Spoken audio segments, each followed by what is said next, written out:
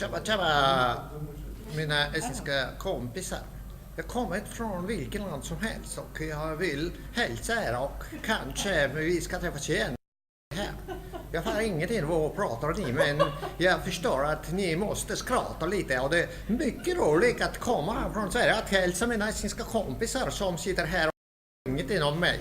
Men jag är mycket glad att finna möjligheter att komma och titta på er och skratta inte så mycket annars det blir så tråkiga och ni förstår ingenting åt mig.